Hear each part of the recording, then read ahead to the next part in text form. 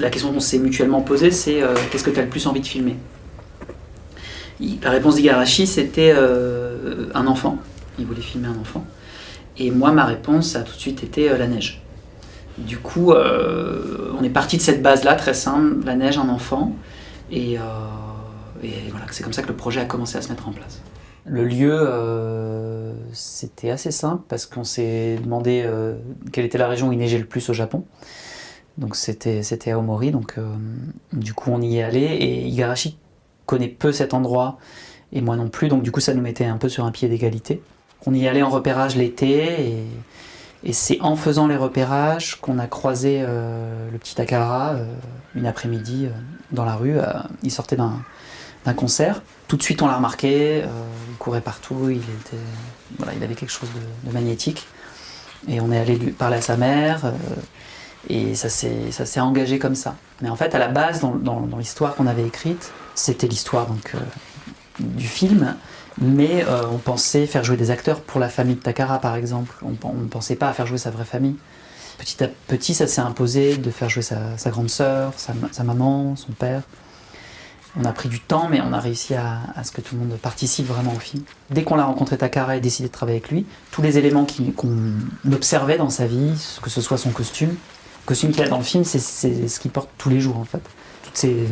Tous les gestes qu'il peut y avoir comme ça dans la famille, on a eu envie de les filmer, on s'est inspiré de ça. Donc, son père travaille vraiment au marché du poisson et se lève tous les jours à 2h du matin, termine à midi. Donc ils ont comme ça un emploi du temps inverse, quoi, et du coup ils se voient quasiment jamais. Donc ça marchait complètement avec l'histoire qu'on avait écrite.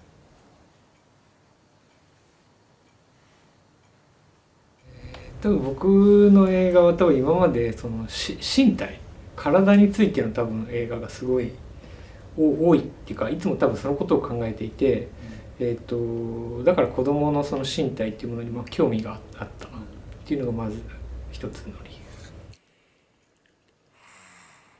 由で、そのなぜ身体にその興味があるかっていうと、それは何ていうか、その身体によってエモーションがこう、外に出される。それは語ってないけど、語ってるっていうことが、見えるっていうのが僕は好きで、それと同時にそのなんていうんだろう、個別性、この人の体はこういう体で、そういう本当に一人の人間のなんかこうスペシャルな部分が見える時に僕は本当にすごく感動するので、だから多分子供っていうのに興味があったと。J'ai fait tous mes films en été, et du coup ça fait pas mal de temps que j'ai envie de filmer d'autres saisons. Je pense que c'est quelque chose qui peut être très excitant en tout cas pour moi en tant que réalisateur, ça fait partie des choses qui m'excitent. Me dire filmer l'automne, ok, quel challenge, qu'est-ce que ça veut dire, comment est-ce que je vais regarder le paysage, mais comme aller filmer à l'étranger. C'est des petites modifications sur ma façon de faire qui m'intriguent, comme travailler avec un enfant, c'est des variations et filmer la neige, voilà, je savais que ça allait être difficile. Le temps passe différemment en fait, dans les plans, et il y a quelque chose dans le son aussi qui est très très intéressant et qu'on a essayé de travailler.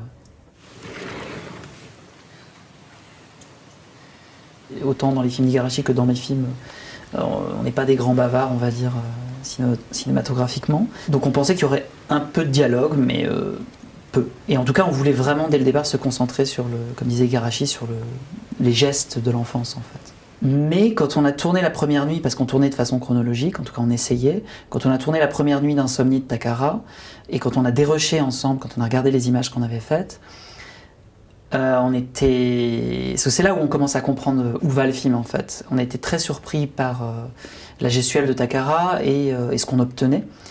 Et ce silence peut-être de la maison endormie comme ça. Et on s'est dit tiens, c'est pas mal d'observer ça et de rester dans ce silence. C'est quelque chose de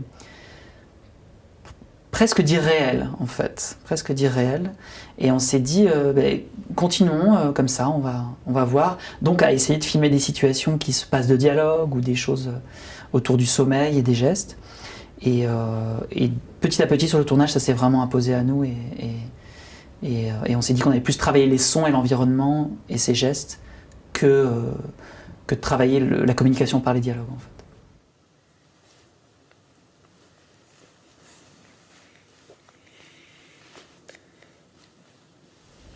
でまあ音についてもなんていうか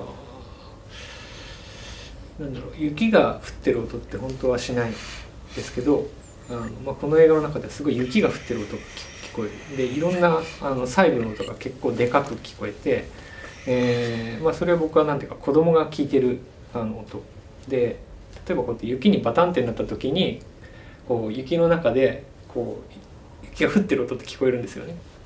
なんかそういうのって子供時代の思い出としてはあるけど大人になったらそういうのってこう感じれないし聞こえないからなんか本当にこう子供が聞いてる音だと、思います。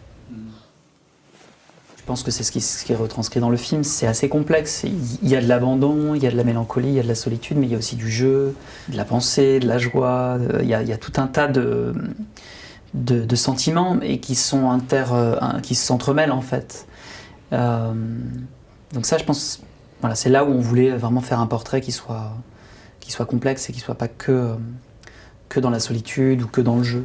だから本当にドキュメンタリーの要素は確かに強いんですよね。宝くんが着てる服だとか彼の人生からいろんな影響を受けているんだけど、でもすごくセリフがないとか、あんな風に子供が一人で行って帰ってこれるわけがないとかすごくファンタジーなんです。でなんか夜で始まって夜で終わってるでなんか夢みたいでこの映画はすごく怖いっていう人もいるしそれはなんか多分ちょっと悪夢みたいな多分雰囲気があると思うし本当にそれぞれ見る人によって全然違うっていうのが面白いよね。でなんかミニマリズムっぽいって言われるけどすごいこれはマキシマムなんだっていう人もいるし本当にバラバラだからすごく面白い。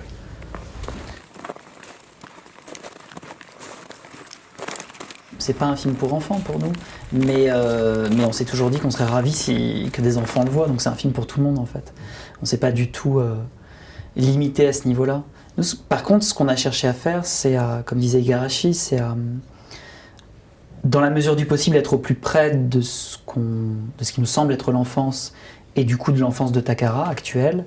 Parmi nos inspirations, par exemple, on a beaucoup feuilleté ou lu des livres pour enfants. Ça, c'était des livres d'images, des choses très très simples, avec des formes très basiques, des couleurs très, très simples, très identifiables, des illustrations pour enfants. Et du coup, c'est là où il y avait aussi peut-être l'idée de ne pas avoir de paroles, parce que dans un langage comme ça très, très visuel.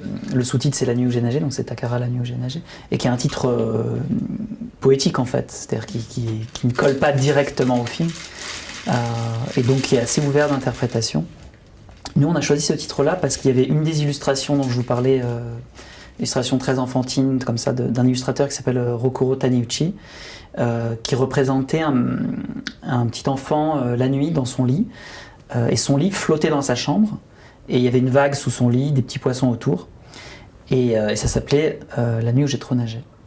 Et on a trouvé ça très beau, très poétique, et on a trouvé que ça racontait à la fois l'insomnie, le rêve, et qu'en plus il y avait un rapport avec notre histoire, vu que le père travaille dans un marché aux poissons, que le fils cherche à lui donner des poissons.